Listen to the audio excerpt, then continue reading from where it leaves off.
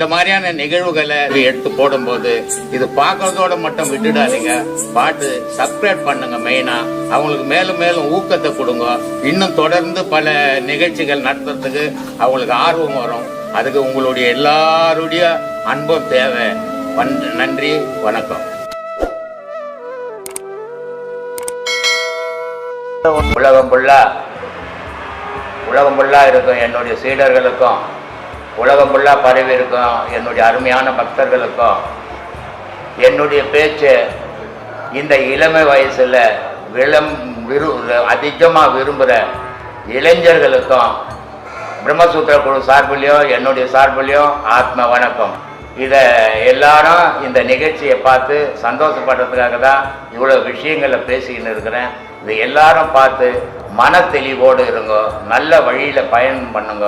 இளைஞர்கள் பொதுவாக உங்களுடைய வாழ்க்கையை உயர்த்திக்குங்க. அப்போ உயர்த்தும் போது தான் நான் பேசுனதுக்கு ஒரு அர்த்தம் உண்டு. உங்கள் வாழ்க்கை வீணாக போகும்போது நான் பேசிய அர்த்தம் இல்லைன்ற நிலைக்கு வந்துடும்.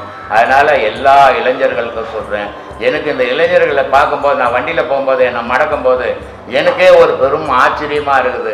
நம்ம மேலே கூட நான் படிக்காதவன், இலக்கணம் இலக்கியம் எனக்கு தெரியாது, நான் ஏதோ அனுபவத்தில் பேசினுக்கிறேன். நம்ம பேச்சு கூட இந்த இளைஞர் பட்டாலும் இவ்வளோ வரவேற்பு கொடுக்குதுன்னும் போது பெரிய சந்தோஷமாக இருக்குது. இந்த இளைஞர்களுக்கெல்லாம் என்னுடைய மனமார்ந்த நன்றியை தெரிவிச்சுக்கிறேன். வணக்கம். இருக்கும்போது குழந்தை வந்து தலை வலியா வருதும் கால் வலியா வருதுன்னு சொல்றாங்களே சார், அது அவங்கவுங்க செயலை பொறுத்துக்குதுமா. அது அவங்கவுங்க செயலை பொறுத்துக்குது. அம்மா சும்மா இருக்க மாட்டா, அம்மா சும்மா இருந்தாலும் அப்பன் சும்மா இருக்க மாட்டான். பொம்பளையை சும்மா உட்காந்துங்கிற பொம்பளை இழுத்து போட்டு 4 அடி அடிப்பான். இப்படி அப்படி பரட்டும் போது அது பரண்டு போடும். இது எல்லாமா ஞானத்துக்கு தேவை. நம்ம பேசிக்கணும். டாக்டர் கிட்ட ஆஸ்பத்திரியில நர்ஸ் பேச வேண்டியது. இதை வச்சுதான் ஜாதகமே எழுதுறாங்க. ஜாதகம் நான் பார்க்கறது கிடையாதும்மா. நீங்க பாக்கல? ஆமா, இப்போ பொண்ணு வீட்டு பையன் வீட்டுல எல்லாம் கொடுக்கும்போது அது அவங்க பார்க்கட்டும், நமக்கு வேணாம் அந்த வேலை. நம்ம எதை வச்சு இப்போ ஒரு பொண்ணு இப்ப ஜாதகம் பார்த்து எத்தனை பொண்ணு எல்லாம் கோர்ட்ல நிக்குது, என்ன பண்றது? ஜாதகாரனை பிடிச்சி போய் தண்டனை கொடுத்துருவானா? இப்ப இந்த காலத்துல ஜாதகமே பார்க்க வேண்டாம்னு சொல்றீங்க. மனசு ஒத்து போகணுமா? எந்த ஜாதகமும் ஒத்து வராது. தாய் தப்பம் ஒத்து பண்ணணும். மனசு எனக்கு ஒத்து போச்சுங்க, எனக்கு வாலிபம் வந்துச்சு, இட்டுன்னு போயிட்டுன்னா நாளைக்கு ஒச்சு தத்தும் போது அம்மா வரமாட்டான், அப்பா வரமாட்டான். அப்பா அம்மா பார்த்து 2 வீட்டுக்கார் சேர்ந்து கல்யாணம் பண்ணா நாளைக்கு ஒரு கஷ்டம் ஒரு பிரச்சனை வந்தா 4 பேரும் வந்து நிற்பான். இல்லைன்னா திக்கு இல்லாத அனாதே சுத்துவேன் ரோட்ல. இன்னைக்கு அப்புறம் போய் வீட்டாண்ட போய் உட்காந்து நான் ஒன்னாவதுங்கிறேன்னா ஒரு ஒன்னாவது செல்லுபடி ஆகுது. சொல்லு.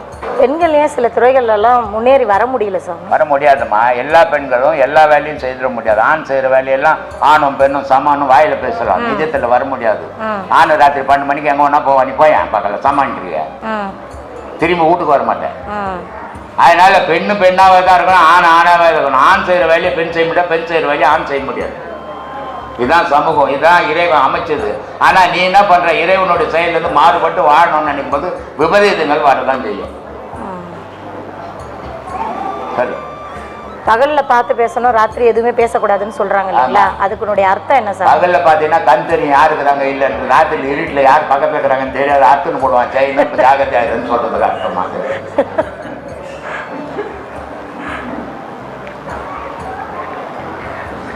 நம்ம இரவுல தூங்கும்போது நம்ம ஆன்மா வெளி உலகிற்கு சென்று பல விஷயங்களை நம்மளும் கொண்டு சேர்க்கும் என்கிறார்களே, அது உண்மையா? ஆன்மா போய் சேராது. ஆன்மா வெளி உலகத்துக்கு போட்டு அது ஞானிக்கு, அஞ்ஞானிக்கு மனசு போகும். அதுதான் கனவுன்ற சொல்றாங்களா? ஞானிக்கு மட்டும்தான் மனம் இல்லாம மனம் போய் ஆன்மாவோட சேர்ந்து ஆன்மா வெளியே போய் சுத்தி வரும். இன்னைக்கு திங்கக்கிழமை ஞாயிற்றுக்கிழமை வெள்ளிக்கிழமைன்னு சொல்றியே, விஞ்ஞானம் வந்து இந்த உலகத்துல எவ்வளவு வருஷம் ஆச்சு?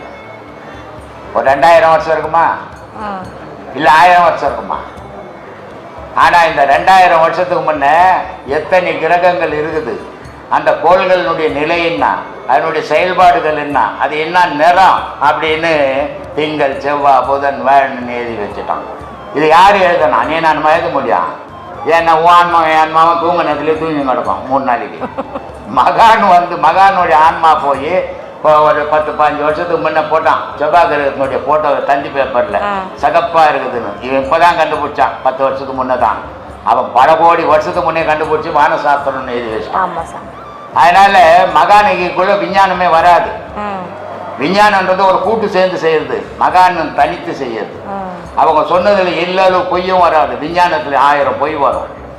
ஏன் பொய் வரும்? விஞ்ஞானத்துல பொய் வராதான்னா வரும், நிச்சயமா வரும். கொஞ்ச நாளுக்கு முன்னே உலகத்துக்கு ஒரு சூரியன் இப்போ ஒரு குடும்பம் இருக்குதுன்றான். அப்போ பொய் தானே அப்போ சொன்னது. சந்திரன் ஒரு சந்திரன் இப்போ சொன்னா 100 சந்திரன் இருக்குதுன்றான். அப்போ அப்போ சொன்னதே நம்ம நான் ஜனம் இப்போ சொல்றதே நம்புவான். ஏன்னா விஞ்ஞானம் கையளவு, மெஞ்ஞானம் கடல் அளவு. மெஞ்ஞானி உலகத்தையே சுத்திட்டு 1000 சூரியன் இருக்கிறான்றான். உன்னை இவனால கண்டுபிடிக்க முடியல. விஞ்ஞானம் போய் மொத்தமா கண்டுபிடிக்கும் போது உலகம் இருக்காது. இதாம்மா நடைமுறை. இந்த உலகத்தில் இறக்கும் போது எதுவுமே நமக்கு சொந்தம் இல்லை என்கிற போது மண்ணுக்காக சண்டையிட்டு மாண்டு கொண்டிருக்கிறார்கள். அவர்களுக்கு அறிவு மேடை அறிக்கைன்னு ஒவ்வொருத்தனும் பேசுறான். ஒவ்வொரு அரசியல்வாதியும் ஒவ்வொரு ஆன்மீகவாதியும் ஆண் பெண் 2 வழியே வேறு இல்லை. வரும்போது என்ன கொண்டு வந்தோம், போகும்போது என்ன கொண்டு போக போறோம். அவன் தான் 10 லட்சம் கோடி ஊழல் பண்ணிக்கணும் பண்ணிக்கிறான். வாயில பேசுறது வேற, இயற்கையில வாழறது வேற. இயற்கையில வாழறான் பாரு அவன் ஞானி, பேசி போட்டு செயற்கையில போறான் பாரு அவன் அஞ்ஞானி. பேசுறது யாரு ஒன்னாலும் பேசுறான், வாழ முடியாது. எல்லாரும் மேடையில பேசுறான். எல்லாம் ஆன்மீகவாதிகள் தான் அரசியல்வாதி வரைக்கும். ஒரு அரசியல்வாதிக்கு ஒரு வீடு வேணும், இல்ல கூட அவன் புள்ள இருந்தா இன்னொரு வீடு வேணும். ஒரு அரசியலுக்கு 50 வீடு என்னத்துக்கு, 10,000 ஏக்கர் என்னத்துக்கு? அவன் தான் சொன்னான் வரும்பா நான் ஒன்றும் வரல, இது மக்கள் எடுத்துக்கன்னு சொல்ல. இதெல்லாம் பேச நல்லா இருக்குமா, நடைமுறைக்கு வராதுமா. பொய்யான உலகம் இது. இந்த ஆசிரமம் 8 கிரவுண்டு வாங்கினேன், சாப்பாடு போட இடம் பத்தலைங்க. பத்தியா 12 மணிக்கு போட சொன்னேன், இன்னும் போட்டு நிற்கிறாங்க. அது எத்தனை மணி ஆகும்னு தெரியல. இது ரொம்ப கஷ்டமா இருக்குது. ஒரு 80 பேருக்கு மேலே இங்கே சாப்பாடு போட முடியல, இடம் இல்லை. அங்கே போட்டால் 200 பேர் ஒரு ட்ரிப்பு போடலாம். அதனால இடம் நமக்கு அவசியம் என்ற 8 கிரவுண்டை வாங்கினேன். இந்த 80 லட்ச ரூபாய் போட்டு சாமி டைனிங் ஹாலும் சமையல் ரூமும் ஜெல்லி போட்டுக்கிறோம். இன்னும் அது முடியல, அதுக்கு இன்னொரு 20 லட்ச ரூபாய் வைக்கணும். ஆனால் இதை வாங்கின ஒன்று அவங்க கேட்குறாங்க, இது யார் பேரில் எழுதணும்? நான் தானே வாங்கினேன், யார் பேரில் எழுதணும்?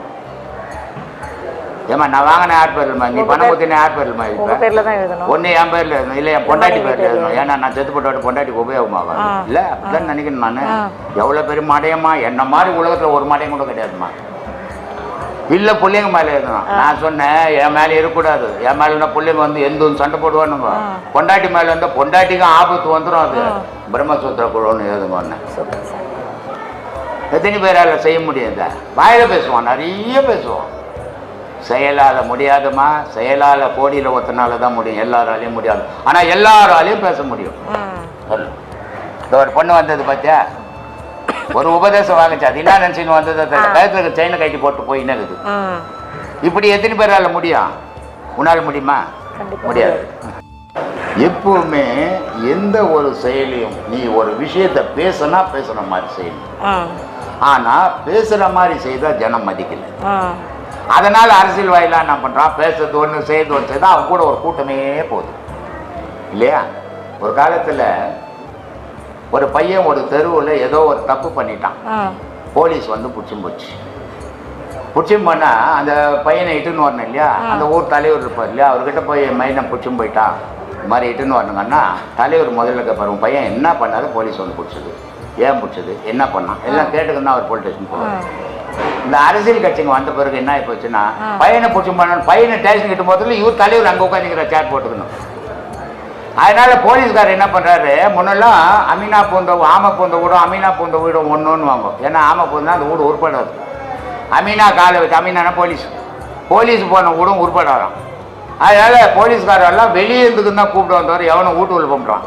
இப்போ அடுப்பாங்கரைக்கு போயிடுறான், அம்மா அப்பா புள்ள கிடைக்கல, அம்மா அப்பா வான்னு கூப்பிட்டு அடுப்பான்னு வச்சுன்னு போய் டேக்ஸில் உட்கார வைக்கிறான். காரணம் என்ன, பேசுறது ஒன்று செய்யணும். அதனால இனி வேகமா வழி உலகம் இல்லையா, இது அப்படித்தான் போகும். இதை யாராலையும் தடுக்க முடியாதுமா, எந்த சட்டமும் தடுக்காது.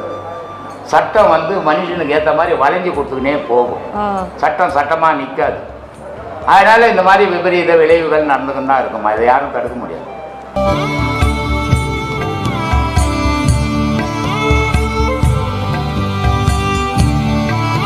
உலகம் ஃபுல்லாக இருக்கும் என்னுடைய சீடர்களுக்கும், உலகம் ஃபுல்லாக பரவி இருக்கும் என்னுடைய அருமையான பக்தர்களுக்கும், என்னுடைய பேச்சு இந்த இளமை வயசில் அதிகமாக விரும்புகிற இளைஞர்களுக்கும் பிரம்மசூத்திர குழு சார்பிலையும் என்னுடைய சார்பிலையும் ஆத்ம வணக்கம். இதை எல்லாரும் இந்த நிகழ்ச்சியை பார்த்து சந்தோஷப்படுறதுக்காக தான் இவ்வளோ விஷயங்களை பேசிக்கின்னு இருக்கிறேன். இது எல்லாரும் பார்த்து மன தெளிவோடு இருங்க, நல்ல வழியில் பயணம் பண்ணுங்க. இளைஞர்கள் பொதுவாக உங்களுடைய வாழ்க்கையை உயர்த்திக்குங்க. அப்போ உயர்த்தும் போது தான் நான் பேசுனதுக்கு ஒரு அர்த்தம் உண்டு. உங்கள் வாழ்க்கை வீணாக போகும்போது நான் பேசிய அர்த்தம் இல்லைன்ற நிலைக்கு வந்துடும். அதனால் எல்லா இளைஞர்களுக்கும் சொல்கிறேன், எனக்கு இந்த இளைஞர்களை பார்க்கும்போது நான் வண்டியில் போகும்போது என்னை மடக்கும்போது எனக்கே ஒரு பெரும் ஆச்சரியமாக இருக்குது. நம்ம மேலே கூட நான் படிக்காதவன், இலக்கணம் இலக்கியம் எனக்கு தெரியாது, நான் ஏதோ அனுபவத்தில் பேசினுக்கிறேன். நம்ம பேச்சு கூட இந்த இளைஞர் பட்டாலும் இவ்வளோ வரவேற்பு கொடுக்குதுன்னும் போது பெரிய சந்தோஷமாக இருக்குது. இந்த இளைஞர்களுக்கெல்லாம் என்னுடைய மனமார்ந்த நன்றியை தெரிவிச்சுக்கிறேன். வணக்கம். இப்போ ஆமை புகுந்த வீடு விளங்காதுன்னு சொல்றாங்களே சாமி, ஆமா, அதனுடைய விளக்கம் என்ன சாமி? அது 5 15 பொழுதும் இல்லை, ஒன்றை பிடிச்சி வச்சுக்கோ. 5 இல்லை, அதுக்கு ஒன்றா வரல வெளியே. ஒரு தலை வரும், 2 கை வரும், 2 கால் வரும். அது வீட்டு உள்ள போனோன்னா 5 உள்ள போயிடும். 5 உள்ள போனால் அதுக்கு செயல் இருக்குமா? செயல் இருக்குமா? அது மாதிரி அது போன்ற வீட்டுல ஒரு பொருளும் இருக்காது, நல்லா குடிச்சு வர போயிடுமா.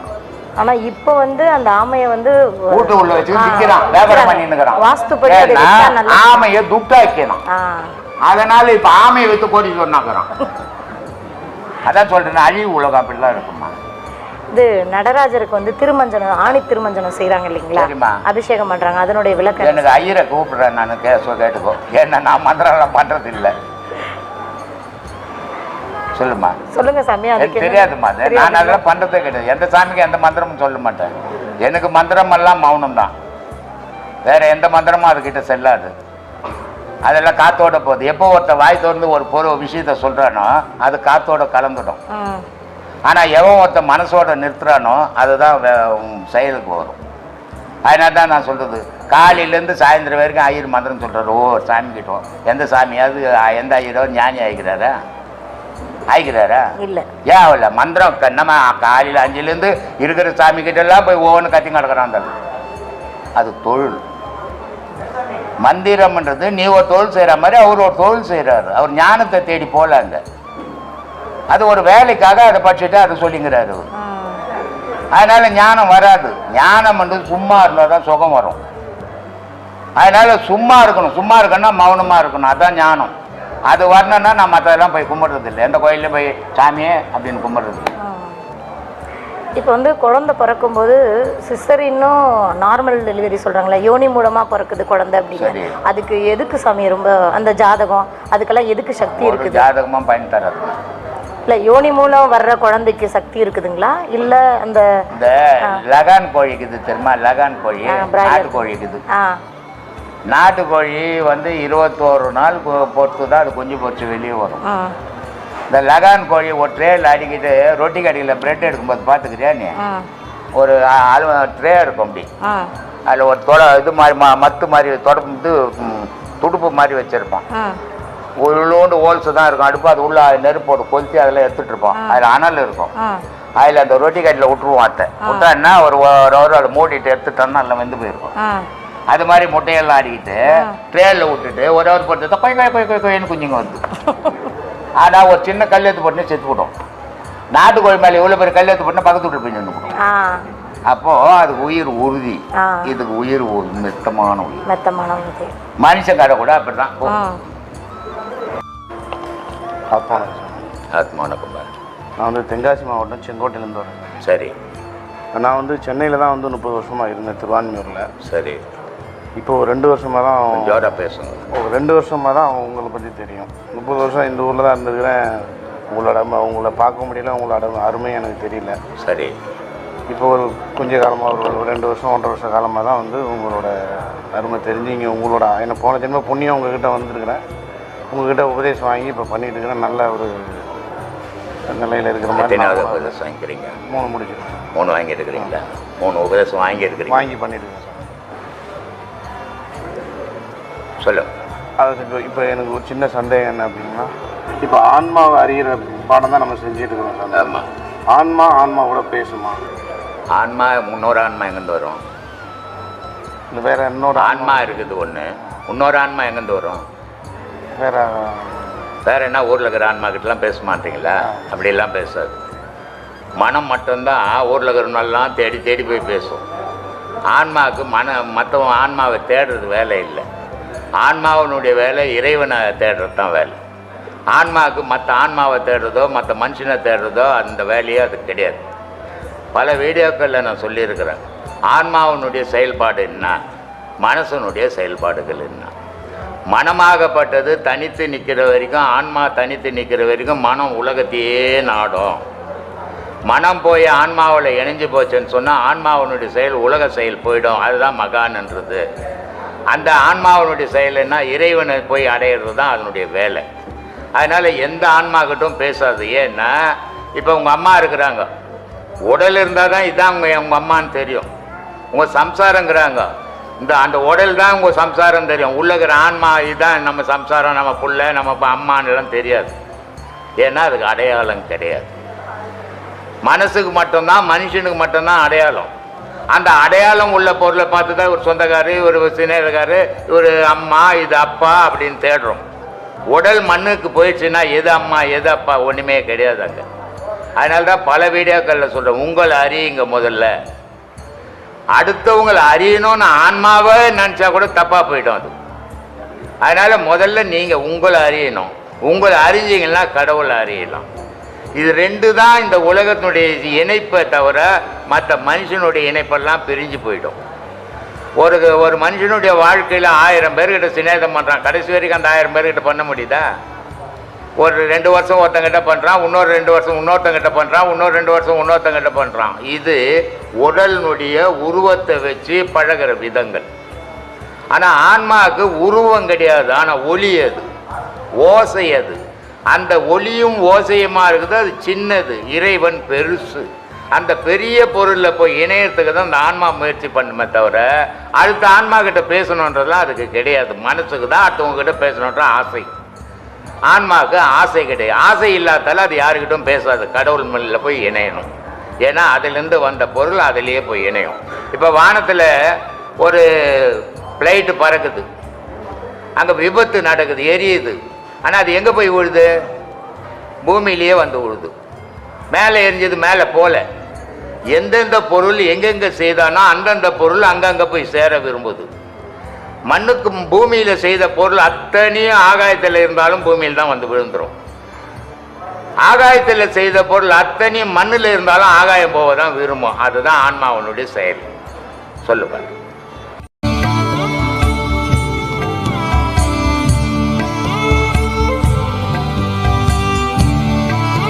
உலகம் ஃபுல்லாக இருக்கும் என்னுடைய சீடர்களுக்கும், உலகம் ஃபுல்லாக பரவி இருக்கும் என்னுடைய அருமையான பக்தர்களுக்கும், என்னுடைய பேச்சு இந்த இளமை வயசில் அதிகமாக விரும்புகிற இளைஞர்களுக்கும் பிரம்மசூத்திர குழு சார்பிலையும் என்னுடைய சார்பிலையும் ஆத்ம வணக்கம். இதை எல்லாரும் இந்த நிகழ்ச்சியை பார்த்து சந்தோஷப்படுறதுக்காக தான் இவ்வளோ விஷயங்களை பேசிக்கின்னு இருக்கிறேன். இது எல்லாரும் பார்த்து மன தெளிவோடு இருங்க, நல்ல வழியில் பயணம் பண்ணுங்க. இளைஞர்கள் பொதுவாக உங்களுடைய வாழ்க்கையை உயர்த்திக்குங்க. அப்போ உயர்த்தும் போது தான் நான் பேசுனதுக்கு ஒரு அர்த்தம் உண்டு. உங்கள் வாழ்க்கை வீணாக போகும்போது நான் பேசிய அர்த்தம் இல்லைன்ற நிலைக்கு வந்துடும். அதனால் எல்லா இளைஞர்களுக்கும் சொல்கிறேன், எனக்கு இந்த இளைஞர்களை பார்க்கும்போது, நான் வண்டியில் போகும்போது என்னை மடக்கும்போது எனக்கே ஒரு பெரும் ஆச்சரியமாக இருக்குது. நம்ம மேலே கூட நான் படிக்காதவன், இலக்கணம் இலக்கியம் எனக்கு தெரியாது, நான் ஏதோ அனுபவத்தில் பேசினுக்கிறேன். நம்ம பேச்சு கூட இந்த இளைஞர் பட்டாலும் இவ்வளோ வரவேற்பு கொடுக்குது என்னும் போது பெரிய சந்தோஷமாக இருக்குது. இந்த இளைஞர்களுக்கெல்லாம் என்னுடைய மனமார்ந்த நன்றியை தெரிவிச்சுக்கிறேன். வணக்கம். சாமி, பல 1000 வருஷங்களுக்கு அப்புறம் ஒரு ஒரு உன்னதமான விஷயம், அது என்னன்றதே உணரக்கூடிய ஒரு பெரிய விஷயத்த நீங்கள் இப்போ கற்றுக் கொடுத்துருக்கீங்க. சரி. ஆனால் இது பெரும்பாலும் மக்கள் எடுத்துக்க மாட்டாங்க. இது மக்களை பற்றியே நீ யோசிக்கக்கூடாது, நீ உன்னை பற்றி மட்டும்தான் யோசிக்கணும். நீ பெத்த புள்ளியே உன்னால் நீ நினைக்கிறபடி வாழ வைக்க முடியாது. உன் அம்மா நினைச்சபடி நீ வாழலை. அப்போது இது அவ மன சம்பந்தப்பட்ட விஷயம். அவனுக்கு எது பிடிக்குதோ அதில் போவான். அது கெட்டது நல்லதுன்றதை பற்றி அவன் யோசிக்க மாட்டான். நீ எவ்வளோதான் நல்லது சொன்னாலும் கேட்க மாட்டான். 40 வருஷமாக கத்தின்னுக்கிறேன். யார் கேட்டான்? கேட்க முடியல. ஏன்னா அவன் அந்த வாழ்க்கைன்ற ஓட்டத்தில் அந்த மனசு ஆசைன்ற வேகத்தில் போயின்னுக்கிறான். அவன் வந்து உலகம் நான் சொல்கிறேன், உலகம் கேட்டுச்சு. நான் பல வீடியோக்களில் சொல்கிறேன், நான் பேசுகிறேன், என்னால் எல்லாரையும் மாற்றிட்டேன் அப்படின்னு நான் நினச்சா என்னை விட ஏமாளி யாரும் கிடையாது. ஆனால் ஒரு குருன்ற முறையில் என்னுடைய கடமையை நான் சொல்லிக்கினே இருக்கணும். அவன் கேட்குறானோ கேட்கலையோ அதை பற்றி நான் கவலைப்படக்கூடாது. அதை மாதிரி நீங்கள் பெத்த பிள்ளைங்களுக்கு கூட நல்ல வழிகளை நீங்கள் சொல்லணும். ஆனால் நீங்கள் சொல்கிறதால அது கேட்கணும்னு நம்பக்கூடாது. அந்த நம்பிக்கை வச்சுட்டிங்கன்னா துக்கத்துக்கு நீங்கள் ஆளாயிடுவீங்க. ஒரு பிள்ளைக்குட்டியை பெற்றுக்கிறோம், இளமையில் குழந்தையா இருக்குது, அது நம்ம இடைப்பருவத்தில் இருக்கிறோம். அப்போது அதுக்கு என்னென்ன தேவையோ அதுக்கு ஊட்டி வளர்க்குறோம். ஆனால் அது வளர்ந்த உடனே என்ன இப்போது தாய் பேச்சை கேட்கறதில்ல, தகவல் பேச்சை கேட்கறதில்ல. அப்போ நமக்கு என்ன ஏற்படுது மனசில்? இவ்வளோ ஆசையா இது நமக்கு உதவுன்னு வளர்த்தோமே, இன்னைக்கு அது நமக்கு உதவலையே, நம்ம பேச்சை கேட்கலையே அப்படின்ற மன வருத்தம் வரும். அதனால தான் நான் பல வீடியோக்களில் சொல்கிறேன், உங்கள் கடமை அதை காப்பாற்ற வேண்டியது. அது உங்களை காப்பாற்றணும்னு நினச்சிங்கன்னா துக்கம் வந்து சேர்ந்துடும். அந்த நினைப்பே வச்சுக்காதீங்க. ஏன்னா நீங்கள் பெற்றுட்டீங்க, நீங்கள் காப்பாற்றி தான் ஆகணும். ஆனால் அது உங்களை காப்பாற்றுன்ற நினைப்பு வச்சுக்காதீங்க. அதுங்களையும் காப்பாற்றுங்க, நீங்களும் பாதுகாப்பாக இருந்துங்க. எல்லாத்தையும் அதுங்களுக்காக அழிச்சிட்டு நீங்கள் நடுரோட்டில் போய் நிற்காதீங்கன்னு சொல்லிங்கிறேன். அதனால் யாரையும் போய் நம்ம யோசிக்கக்கூடாது. சொல்ல வேண்டியது நம்ம கடமை. உலகம் எடுத்துக்கலையே, நீ ஏன் வருத்தப்படுற? நீ வருத்தமே படக்கூடாது. நீ எப்பவுமே சந்தோஷமாக வாழணும். உன்னை தேடினால் அந்த சந்தோஷம் கிடைக்கும். உலகத்தை தேடினால் துக்கம் கிடைக்கும். உங்களுக்கு எது விருப்பமோ அதை செய்யுங்க. சாமி ஃபஸ்ட்டு உபதேசம் வாங்கிக்கிறேன் சாமி. தானே சாமி, இந்த சுவாசத்தை கவனிக்க சொல்லும், இந்த தொண்டைக்குழியிலேருந்து தொப்புள் வரையும் கவனிக்கிறோம்ல சாமி. ஆமாம், அதை நான் சும்மா இருக்க சொல்ல கூட நாக்கு மடிக்காமல் கவனிக்கலாமா சாமி? கவனிக்கலாம்.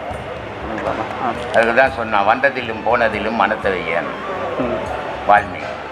வந்தது போனது என்னடான்னா வர்றதும் போகிறதுமா இருக்குது மூச்சு. நீ உலகத்தெல்லாம் மறந்துடுற ஞாபகத்தை அது மேலே வச்சுக்கிட்டா அது உனக்கு புண்ணியத்தில் இருந்து சேர்க்கண்டாகும். அதனால் எப்போவுமே நினைக்கலாம் சாமி. இப்போ நாக்கு நான் மடிக்காத நேரத்தில் கொஞ்சம் மேலே குறையாருது, எது வரையும் போதும். மடிக்காத போது நீ பாடம் பண்ணாத போது கவலைப்படாது. அது எங்கன்னா போட்டோம். எங்கன்னா பாடம் பண்ணும்போது அப்படி தான் பண்ணணும். அது பாடம் பண்ணும்போது மேலே போயிடுச்சுன்னா கண்ணு வலி வந்துடும், காது வலி வந்துடும், தலைவலி வந்துடும். அதனால அந்த மாதிரி நீயா ஓட்டிடக்கூடாது. அதுவாக போகிறத பற்றி உனக்கு பாதிப்பு வராது. நீயா ஓட்டினா பாதிப்பு வரும். அப்போ சும்மா இருக்க சொல்ல எது வரையும் போதும், எங்கே தொடங்கி எது வரையும் போதும் போய் போட்டு நீயா அப்போ கவனிக்கிற. பாடம் பண்ணும்போது மட்டும் அதை கவனி. சரிங்க சார். சாமி, அந்த காதில் சத்தம் தொடர்ந்து வந்து நேருது, நைட்டில் தூங்க சொல்லுவேன். அது நீங்கள் ஏற்கனவே வந்து ஒரு இடத்துல சொல்லியிருந்தீங்க, நாதன மனத்தை அடக்கும்னு.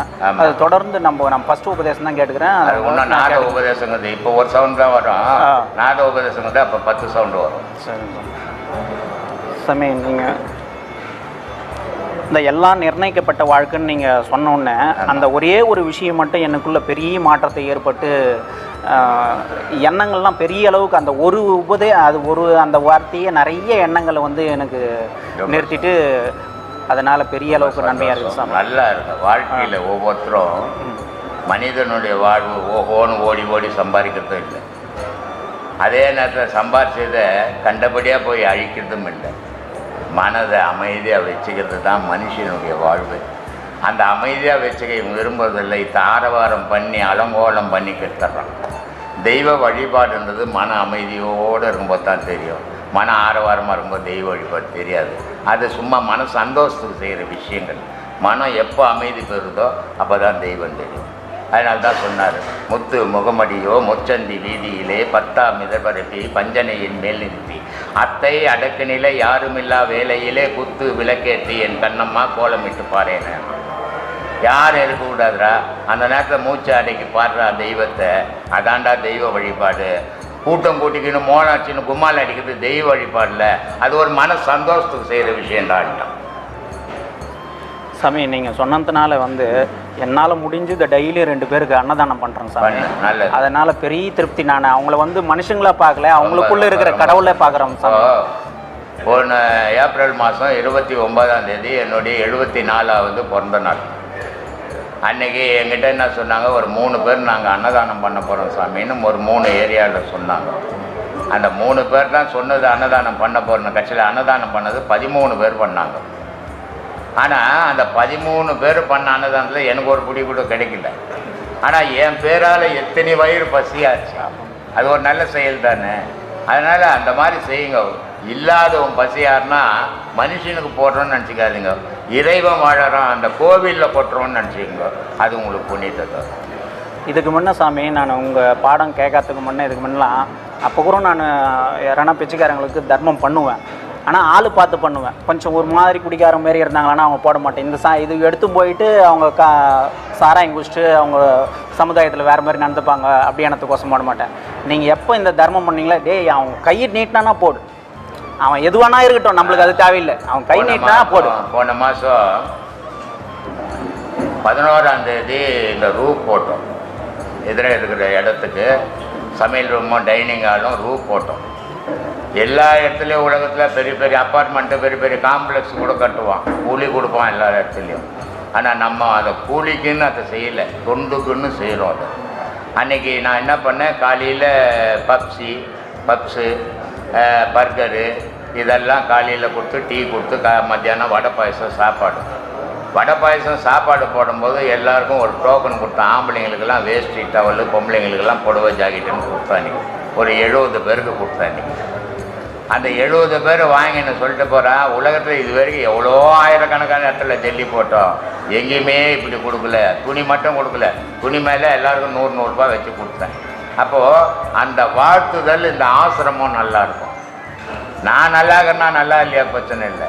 ஆசிரமம் நல்லா இருந்தால் நாளைக்கு எத்தனை லட்சம் பேருக்கு அது உபயோகமாகும். அந்த மாதிரியான செயல்களை செய்யணும்.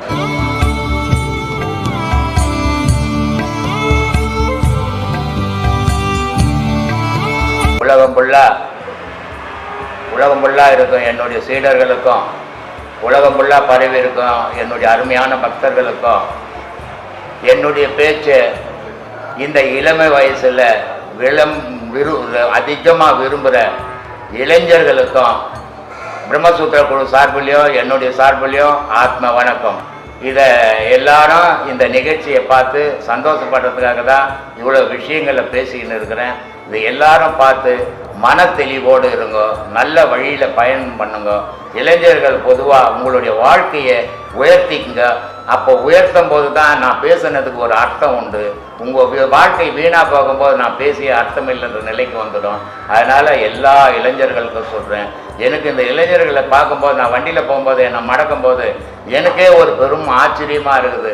நம்ம மேலே கூட நான் படிக்காதவன், இலக்கணம் இலக்கியம் எனக்கு தெரியாது, நான் ஏதோ அனுபவத்தில் பேசினுக்கிறேன். நம்ம பேச்சு கூட இந்த இளைஞர் பட்டாலும் இவ்வளோ வரவேற்பு கொடுக்குதுன்னும் போது பெரிய சந்தோஷமாக இருக்குது. இந்த இளைஞர்களுக்கெல்லாம் என்னுடைய மனமார்ந்த நன்றியை தெரிவிச்சுக்கிறேன். வணக்கம்.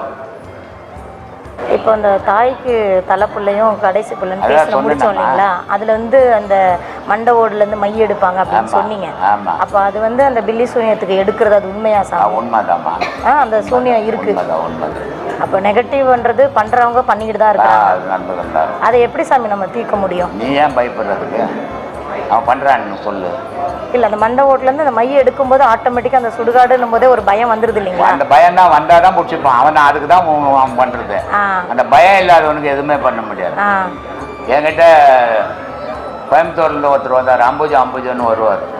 அவர் கூட ஒரு நண்பர் வந்தார். அவர் சொன்னார்னா சொல்லு, தப்புவே தப்பாதான். அவர் இங்கே முதல் வாட்டி வராரு. வந்த உடனே பாட்டுக்கிட்டலாம் பாடினார். சரி, நான் கம்மன்னு இந்த பாடட்டோன்ட்டு. சரி, பாட்டு பாடினார். பாடின பாட்டு கொஞ்சம் விளக்கம் சொல்ல பண்ணால், விளக்கெல்லாம் தெரியாது சாமி, பாட்டு பாடுவோம். இது பஜனை ரோட்டில் போகிற பிச்சைக்காரன் கூட பாடின போகிறான். காட்சிக்கு போனாலும் அகப்பே கரமந்திராது அகப்பேன்னு ஒரு பிடிச்சோம். அது ஒரு பெரிய விஷயம் இல்லை. உனக்கு 4 பாட்டு தெரிஞ்சால் கூட 4 பாட்டு தெரிஞ்ச பாட்டுக்கு இந்த மக்களுக்கு விளக்கம் சொல்லணும். அதுதான் உண்மை. நீ 400 பாட்டுக்கு சொல்ல வேணாம், 4 பாட்டுக்கு நான் சொல்லு. அப்படிப்பட்டவர் அவர் சொன்னார், எங்கள் கிறிஸ்டினும் முஸ்லீமும் உங்கள் மேலே கண்ணு போட்டு வச்சுக்கிறாங்கண்ணா. நான் சொன்னேன், போடட்டும்மா, நல்லது தானே. எனக்கு முஸ்லீமும் கிறிஸ்டினும் வந்தால் எனக்கு நல்லது தானே. எல்லா ஜாதிக்காரன் எல்லா மதத்துக்காரங்கிறான்னு சந்தோஷம் தானே. இல்லை அப்படி இல்லை சாமி, உங்களுக்கு கெடுதல் பண்ணுறோம் பண்ணிட்டு போயான்னு. ஆனால் அவர் சொல்லிட்டு போகிறப்பட்ட எங்கள் கூட்டமே ஜாஸ்தியாகுது. ஏன் சொன்னால், இந்த மாதிரி சொல்லால் பயமுறுத்தி மனுஷனை அடக்கி வச்சுக்கின்னு வாழறது அதிகம். அந்த சொல்லுக்கு நீ பயப்படக்கூடாது. ஏன்னா கடவுளை விட உலகத்தில் பெருசு எதுவும் கிடையாது. நான் கடவுளை நம்புறோம், உன்னை நம்புறவங்கள போடா, உன் மந்திரம் உன்னோட கிட்ட போடான்னு சொல்லு, ஒரு பழிப்பும் பலிக்காது. சரி, மந்திரம் பண்ணுறாரு, தந்திரம் பண்ணுறாரு. எனக்கு கூட முதலமைச்சர் ஆகணும்னு ஆசை இருக்குது. எனக்கு மந்திரம் பண்ணி இருக்கிற முதலமைச்சரை தள்ளிட்டு என்ன உட்கார வைக்கணுமே, முடியுமா? இதெல்லாம் எவன் ஒருத்தன் அதை கண்டு பயப்படுறானோ அவனை அது பிடிச்சிக்கும். அதை கண்டு பயப்படான். பில்லி இருக்கட்டும் சூனியங்கிட்ட எதனா இருந்துட்டு போட்டுமே, நமக்கு என்ன போச்சு அதை பற்றி. அதனால எதையும் கண்டு பயப்படக்கூடாது. இது யார் பயப்படுவான்? கடவுள் மேலே நம்பிக்கை இல்லாதவன் பயப்படுவான். அதான் அவனை பாதிக்கும். அந்த பயம்தான் அவனை பாதிக்கும். நான் ஏற்கனவே ஒரு வீடியோவில் சொல்லியிருந்தேன். ஜிஹெச்சில் ஒரு சம்பவம் நடந்தது. அந்த சம்பவத்தில் எல்லா டாக்டர்ஸ் பசங்க, எல்லா மாணவ பசங்க, அவனுங்களுக்குள்ள ஒரு போட்டி வந்துடுச்சு. இப்போ நைட்டு 12 மணிக்கு யார் சுடுகாட்டுக்கு போய் இது சாவுகடனுக்கு போய் வர்றது, ஒரு 10-15 பசங்க சேர்ந்துக்கணும் இந்த போட்டி. அதில் ஒரு பையன் சொல்கிறான், நான் போயிட்டு வருவேன் அப்படின்னா. சரி, நீ போயிட்டு வருவேன்றதுக்கு என்ன சாட்சி இருக்குது? ஏன்னா நான் போக மாட்டேன், நீ போய் வந்ததுக்கு ஒரு அடையாளம் ஒன்றும் இல்லை. அப்போ நீ என்ன பண்ண, ஒவ்வொரு சாவுனுடைய வாயிலையும் ஒவ்வொரு சாக்லேட் வச்சுட்டு வரணும். சரின்னு இவன் போய் என்ன பண்ணா, ஒவ்வொரு சாவுனுடைய பாடியிலையும் ஒரு சாக்லேட் வச்சுன்னே வரான். ஒரு பாடி கேட்குது, இன்னொன்று கூட இருந்துச்சு. இது ரயிலில் நடந்த விஷயமா, மாணவர்களுக்குள்ள நடந்த விஷயம். இன்னொன்று குடுஞ்சு பாரு, வந்த மறுநாள் செத்து போயிட்டான். ஆனால் அந்த குடுன்னு கேட்ட பாடி ஆட்டமா அந்த டாக்டர் பையில ஒரு பையன் போன மாதிரி பொத்துங்கிறான். அங்கே போய் அவன் சாவல. இது என்ன, இதுலேருந்து நமக்கு என்ன தெரியுது? அவன் தைரியமாக இருந்தால் ஒன்றும் பண்ணல, இவன் பயம்தான் செத்து போயிட்டான். அப்போ மனுஷனை கொள்றது எதுன்னா மனுஷனுக்கு பயமே வினையாக போயிடும். அதனால அந்த பயம் வரக்கூடாது. கடவுள் இருக்கிறான், அதை விட பெருசு இந்த உலகத்தில் எதுவும் இல்லை. எவனை என்ன ஒன்றும் பண்ண முடியாதுன்ற தைரியத்தோட வந்தீங்கன்னா எந்த மந்திர தந்திரமும் உங்களை ஒன்றும் பாதிக்காது. ஆனால் ஐயோ அவன் என்ன பண்ணிடுவானா, இவன் என்ன பண்ணிடுவானா, இவன் சொன்னா பழிச்சிடுமா, அவன் சொன்னா பழிச்சிடுமான்னா கடவுள் மேலே நம்பிக்கை இல்லைன்னு அர்த்தமா? சொல்லுமா. இப்போ பெண் பிள்ளைகள் பெற்ற தகப்பன்மார்களுக்கு நீங்கள் கூறுவது அறிவுரை என்ன சார்? நல்லா வளர்க்கணும், ஒழுக்கமாக வளர்க்கணும். பெண் பிள்ளைகளை கண்டபடி கண்காணிக்கணும். என் புள்ள தவறே பண்ணாதுங்கன்னு விட்டு வைக்கக்கூடாது. விட்டு வச்சா தப்பு பண்ணிட்டு வரும்போது, தப்பு பண்ணும்போது சொன்னால் என் புள்ள பண்ணாதுன்னு, பண்ணிட்டு பிறகு ஏயா நீங்க சொன்னா கேட்கலன்னு என்ன பண்ணுறதுங்க, நடந்து போச்சுங்க. இந்த மாதிரி நொண்டி சமாதானம் வச்சுக்கக்கூடாது. கட்டுப்பாடோட வளர்க்கணும். ஆனால் அன்பு இருக்கணும். அன்பை அதுங்க மேலே காட்டிடக்கூடாது. காட்டினா அது கெட்டு போயிடும் குழந்தைங்க. அன்பை உன் மனசில் வச்சுக்கணும். ஆனால் கண்டிப்போட குழந்தைங்கள வளர்க்கணும். அப்படி வளர்த்தீங்கன்னா தாய் தகப்பன்னா ஒரு பயம் இருக்கணும். இல்லைங்க நாங்கள் சோசியலாக இருப்போங்க, அண்ணன் அந்த மாதிரி இருப்போன்னா வேறு மாதிரி போகும்போது விட்டுடணும். அதனால் அப்படி இருக்கக்கூடாது. நீ அதுக்கு பையனுக்கு நான் 50 வயசானா கூட அப்பனாவே இருக்கணும். தோளுக்கு மிஞ்சது தோழங்கெல்லாம் சொல்லக்கூடாது. தோழன் ஆச்சுன்னா அது உனக்கு வம்பு தான் ஆச்சுன்னு அர்த்தம். தோழனான என்ன ஆகும்? உன்னை பழக்கம். அதனால புள்ளியாவே தோழனாகவும் தோழியாகவும் பார்க்காது எப்பவுமே. இப்ப இருக்கிற சமுதாயத்தில் அப்படிதானே சாமி சொல்றாங்க, ஃப்ரெண்டா இருங்க அப்படின்னு சொல்றாங்க. ஃப்ரெண்டா இருந்தால் தான் எது ஒன்றாலும் நடந்துன்னு இருக்குது. அப்போ ஃப்ரெண்டு போயிடுச்சுன்னு விட்டுட்டு ஏற்க வருத்தப்படக்கூடாது. நீ எப்போ எண்ணத்தை மாத்திக்கினியோ, இருக்க வேண்டியதை விட்டுட்டு இல்லாததுக்கு நீ போனியோ, அது செய்ய வேண்டியதை விட்டுட்டு எப்போ செய்யக்கூடாததை செய்தோ நீ அதை தாங்கணும். இல்லை தற்கொலை பண்ணிக்கணும். இதுதான் வழி. அது தகப்பனுங்க, நல்ல தகப்பனுங்க நான் சொல்கிற அறிவுரை அத்தம்மா. ஏன்னா நீ இவ்வளோ காலம் உன் மனைவி காலை பிடிச்சி என் மானம் மரியாதை எல்லாம் உன் காலையில் இருக்குதுன்னு மனைவி காலை பிடிச்சிட்டு உன் பொண்ணை கண்டபடி விட்டுட்டு உன் குடும்பம் மானமே போச்சுன்னா அப்போ நீ வாழ்ந்தான்னா செத்தான்னா? அப்போ உனக்கு ஒழுக்கமாக வளர்க்குது. என்னடா ஃப்ரெண்டு, பக்கத்து வீட்டுக்கார பொண்ணு போய் ஏம்மா நீ ஃப்ரெண்டுமான்னு தோல் மேலே கை போட, கையை ஒடிச்சிடுவாங்க. பொண்ணு பொண்ணாக தான் இருக்கணும், புள்ளையாக தான் இருக்கணும், பொண்டாட்டி பொட்டியாக தான் இருக்கணும், அப்பனாக தான் இருக்கணும். அதிலேருந்து மாறுபட்டீங்கன்னா குடும்பம் கண்ட்ரி கோலமாயிடும். அது குடும்பமாக இருக்காது. சொல்லுமா. இப்போ இப்போ எக்ஸாமில் பொம்பளை பசங்க ஆம்பளை பசங்க எல்லாம் எழுதும்போது பொம்பளை பசங்க தான் நல்ல மார்க் வாங்குறாங்க. ஆமாம். ஆனால் வேலை வாய்ப்புன்னு வரும்போது ஆண்களுக்கு தான் முதலிடம் கொடுக்குறாங்க. சரி. இப்போ பெண்கள் 33% அதெல்லாம் சொல்கிறாங்க. சரி. ஆனால் பெண்கள் இந்த தொழில்துறையில் அவ்வளவா முன்னேற்றம் இல்லை. இந்த சதவீதத்துக்கே எனக்கு பிடிக்கிறது கிடையாது. இந்த ஜாதிக்கு தனி சதவீதம், அந்த ஜாதிக்கு தனி சதவீதம், ஆணுக்கு தனி சதவீதம், பெண்ணுக்கு தனி சதவீதம் வச்சுக்கிறானே, அதனாலேயே சமூகம் கெட்டு போயிடும். சதவீதம்ன்றதை எடுத்துட்டு சமம்னு வச்சுக்கோ. திறமை யாருக்கு இருக்குதோ கொடு, தப்பு இல்லை. இந்த சதவீதம் போது அறிவாளியெல்லாம் முட்டாளாயிடுவாங்க. பெண்கள் ஏன் சில துறைகள்லாம் முன்னேறி வர முடியல சார்?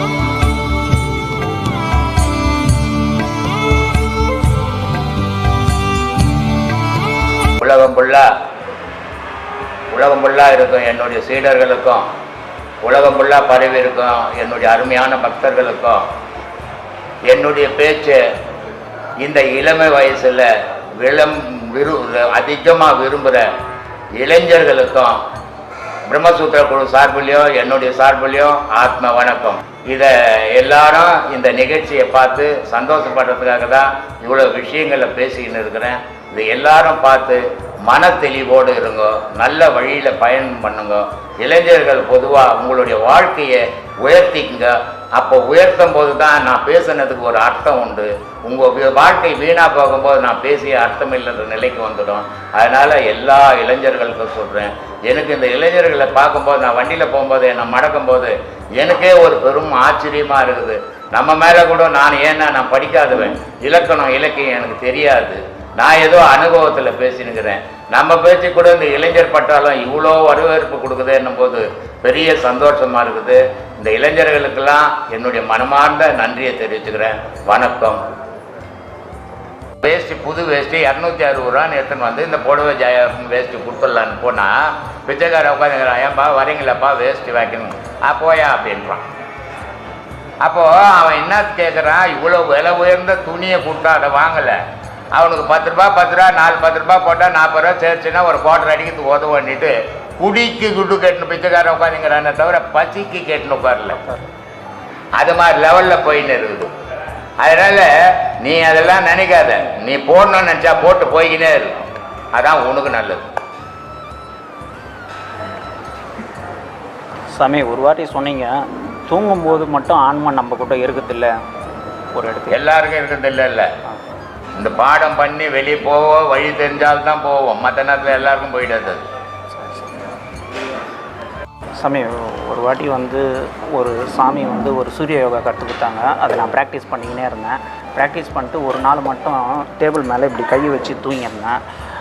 என் உடம்பு மட்டும் மேலே போகிறது தெரியுது, மேலே ஃபேன் இருக்குது, பயப்படுது என் உடம்பு. உடனே ஃபேன் இருக்குது மேலே இடிச்சுக்கு போகுது அப்படின்ட்டு உடனே அந்த உடம்பு கீழே வந்தது. அதுமாரி பிரம்மபாது மனசு அதை அப்படிலாம் நினைக்குது. அது என்னன்னா நினைக்குதோ அந்த செயலுக்கு அது போகும். அதனால மனம் நினைக்கிறது. அதனால அதெல்லாம் இயற்கை தான், எல்லாருக்கும் நடக்கும், பெருவாரி பேருக்கு நடக்கும். உள்ளத்தினுடைய முக்கியமான இதுவே உள்ள சமநிலையோடு இருக்கணும். பெரிய அளவுக்கு நம்ம எது வந்தாலும் பாதிப்பு அடையக்கூடாது அப்படின்னு சொன்னீங்க சாமி. சாவே ஊந்தா கூட கண்ணில் தண்ணி வராது இந்த பாடத்தில் போகிறவனுக்கு. ஆனால் போகாதவனு காலில் கல்லீடிச்சினோட உட்காந்து ஓன்னு அழுவான். அந்த மன உறுதியை தரத்தான் இந்த பாடம். அந்த மனுஷன் மன உறுதியோடு வாழணுன்றதுக்கு தான் மகான்கள் இதை கொடுத்துட்டு போய்க்கிறான். சின்ன விஷயம் செய்துட்டான்னா ஓஹோன்னு தலைக்கால் தெரியாது சந்தோஷத்தில் ஆடுறான். அதே நேரத்தில் அவனுக்கு சின்ன விஷயம் ஒரு விபத்து நடந்து போச்சுன்னா அவன் 10 நாள் எழுந்துக்காத அழுகுறான். மனிதனாக வாழறதுக்காக இந்த பாடத்தை கொடுக்கணும் தான் பெரிய பெரிய மகான்கள் இதை வகுத்து நமக்கு கொடுத்துட்டு போய்க்கிறான். நம்ம அந்த பாதையில் தான் போகிறோம். இது ஒன்றும் நான் தயார் பண்ணிக்கிறது இல்லை, இது பரம்பரையாக வர தொழில். சில பேர் இடத்துல என்ன பண்ணுறாங்க, அவங்களா புக்கை படிச்சுட்டு அவங்களா ஒரு இது பண்ணிக்கணும், அவங்களா ஒரு பேர் வச்சுக்கின்னு கொடுத்துன்னுக்குறாங்க. இது அப்படி கிடையாது, இது பரம்பரையாக வர்றது, வாழையடி வாழையாக வந்துன்னுக்குது. இது மொத்தமே சித்தர்களுடைய பாதையில் தான். ஆனால் கடினம் இது, மற்றதெல்லாம் ஈஸியாக இருக்கும். இது கடினமான விஷயம், செய்ய முடியாது. 10 பேர் உபதேசம் வாங்குறான்னா அதில் 2 பேர் தான் செய்ய முடியும், 8 பேர் ஓடி போடுவான், எனக்கு தெரியும் இது. அதனால் இது கொஞ்சம் கஷ்டம். கூட்டமாக கூடி சாமி கும்பிடுன்னா கும்மி அடிச்சிடுவான். தனித்து உட்காரான்னா 1 மணி நேரம் உட்காரான்னா உட்கார மாட்டான், முடியாது அவனால். இது தனித்து உட்கார்ந்தா தான் செய்ய முடியும், கூட்டமாக உட்காந்தா செய்ய முடியாது.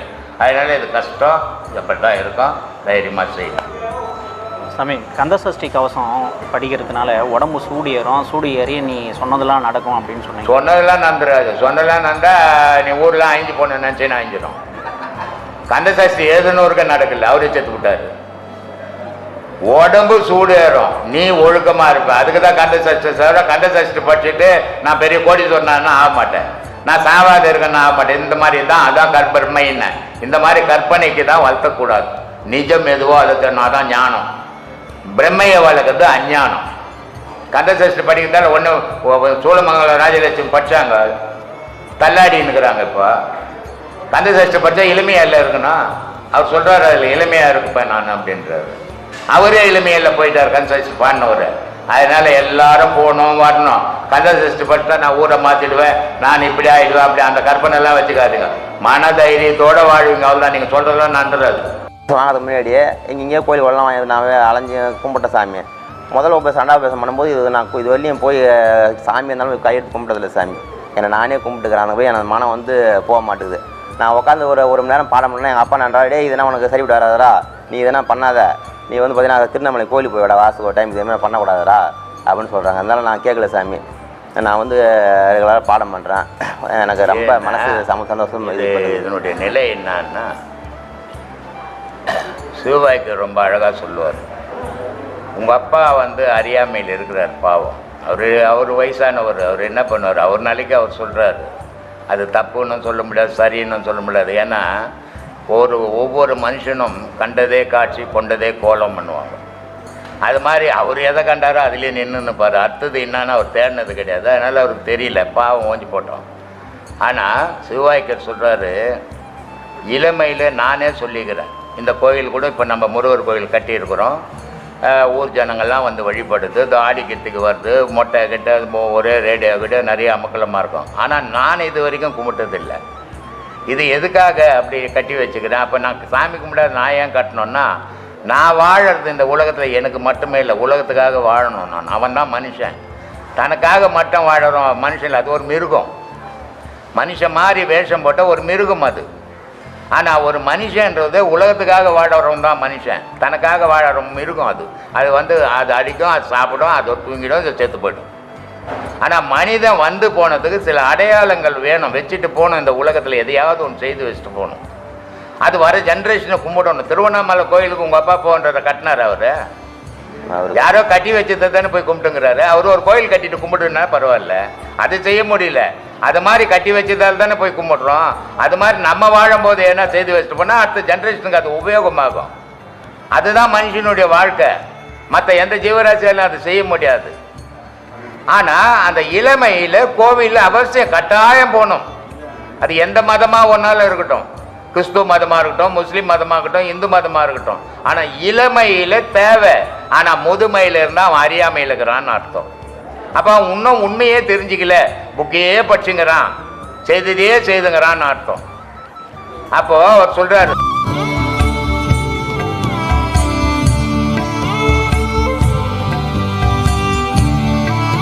உலகம்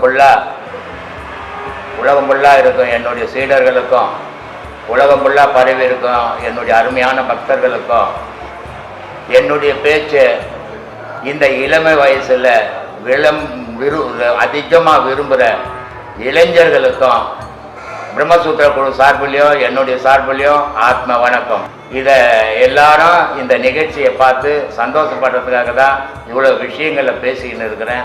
இதை எல்லாரும் பார்த்து மன தெளிவோடு இருங்க, நல்ல வழியில் பயணம் பண்ணுங்க. இளைஞர்கள் பொதுவாக உங்களுடைய வாழ்க்கையை உயர்த்திக்குங்க. அப்போ உயர்த்தும் போது தான் நான் பேசுனதுக்கு ஒரு அர்த்தம் உண்டு. உங்கள் வாழ்க்கை வீணாக போகும்போது நான் பேசிய அர்த்தம் இல்லைன்ற நிலைக்கு வந்துடும்.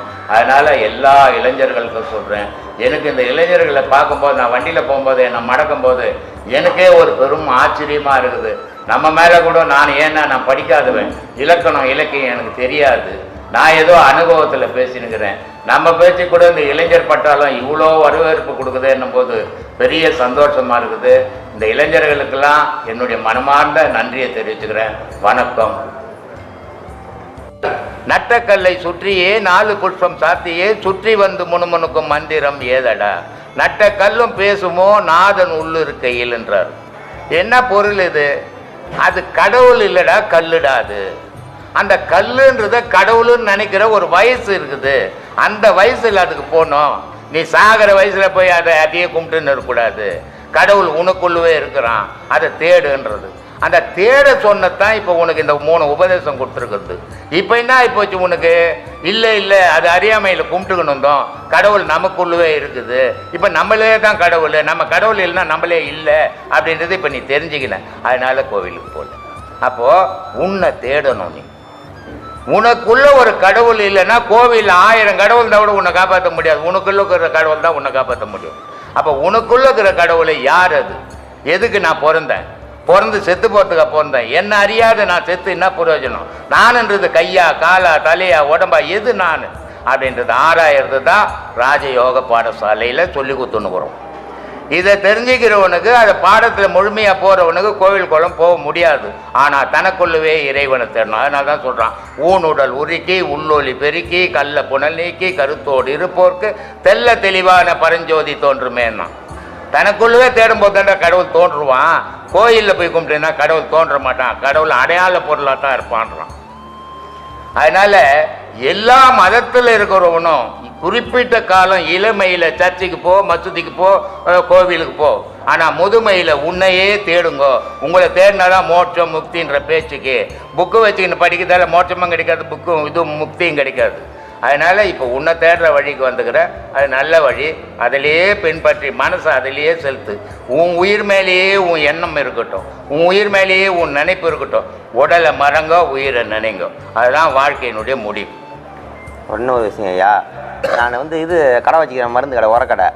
பார்த்தீங்கன்னா ஒரு ஒரு வருஷத்துக்கு முன்னாடி இந்த இதெல்லாம் பண்ணிகிட்டு இருக்கும் போது தான் ஒரு டைம் காலைல கடையை திறந்துட்டு பின்னாடி தண்ணி மழை பெஞ்சிட்டு இருந்தேன். அப்போ தண்ணி போகிறதுக்காக கேட்டு பிடிச்சிட்டு தண்ணி திறந்து பார்த்தா அதில் கிணறு பிடிச்சிங்க என்ன கிணறு பிடிச்சிட்டு நானும் ஐயோ அப்பான்னு கத்துறேன்.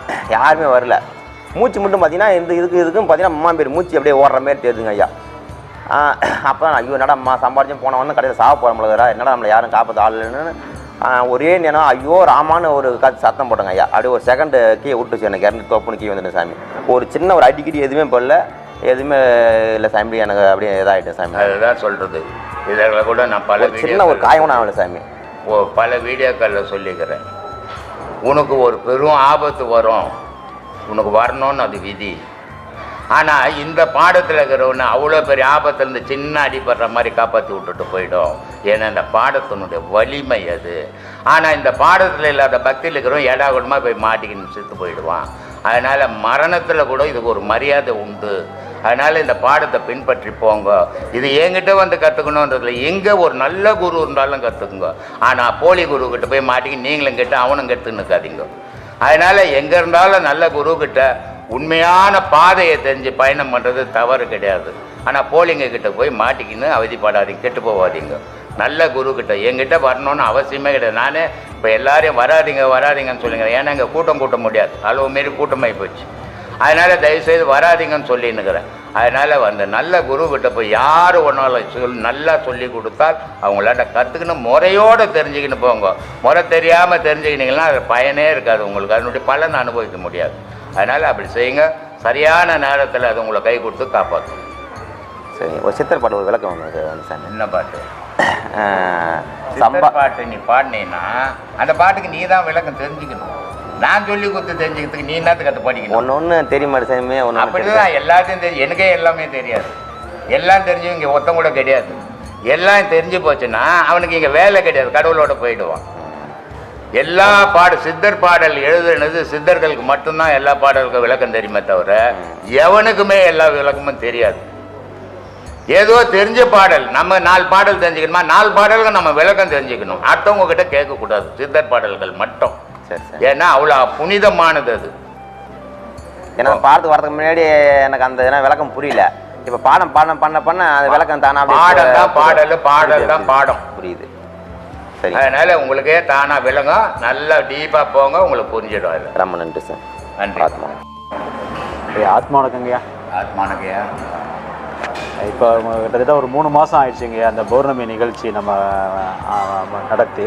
ஆமாம். இன்றைக்கி 3 மாதத்துக்கு அப்புறம் இன்றைக்கி இந்த கொரோனா பிரச்சனைனால கொஞ்சம் தள்ளி போகிற மாதிரி ஆயிடுச்சு. சரி. இப்போ மறுபடியும் 3வது அலை ஒன்று வருது அப்படின்னு சொல்லிட்டு ஒரு கொஞ்சம் அப்படி பீதி மாதிரி சொல்லிக்கிட்டு இருக்காங்க. இது நிலைமை என்ன, எப்படி இருக்கும்? மக்கள் அது முதலாளியாக இருக்கட்டும், 3வது அலையாக இருக்கட்டும், சரி, முதல்ல வரும்போது ஜனங்க ஏமாந்து போச்சு. என்ன நடக்க போகுதுன்னு தெரியாமல் ஏமாந்துட்டாங்க. 2வது வாட்டியே கொஞ்சம் உஷாராயிட்டாங்க, கவர்மெண்ட்டும் உஷாராயிடுச்சு. அப்போது கவர்மெண்ட்டு இந்த 2வது வாட்டி செய்த தொண்டு இருக்குது, அது பெரும் தொண்டு இந்திய லெவலில். ஏன்னா எல்லா மாநிலமும் எல்லா விஷயத்தையும் விட்டுட்டு மக்களை காப்பாற்றணும். கொரோனாஸ் மட்டும்தான் முதல் செயலாக இருந்தது எல்லா மாநிலமும். இது பெரிய விஷயம், இது சாதாரணமான விஷயம் இல்லை. ஏன்னா ஒரு மனுஷனுக்கு ஒரு 10,000 கொடுத்து உதவலாம், 10 லட்சம் கூட கொடுத்து உதவலாம். ஒரு மனுஷனுக்கு உயிரை கொடுத்து உதவ முடியாது யாராலும். சில பேர் வாயில் சொல்லுவாங்க, டே நான் உனக்காக உயிரையே கொடுப்பேன், ஒருத்தனும் கொடுக்க மாட்டான், வாயில் சொல்லலாம். ஆனால் இந்த கொரோனாசு பிரச்சனையில் இந்த நர்ஸுங்க, டாக்டர்ஸு, ஆம்புலன்ஸு, பெரிய பெரிய மந்திரிங்கள்ல இருந்து இதில் ரொம்ப தீவிரமாக இறங்கி நிறைய உயிர்களை காப்பாற்றினாங்க. அதையே மீறி சிலது இறந்து போச்சு. ஆனால் இது அவங்களால யார் மேலேயும் குறை சொல்ல முடியாது, இயற்கை அது. ஏன்னா மனிதனை முதல்ல ஒன்று தெரிஞ்சுக்கணும்,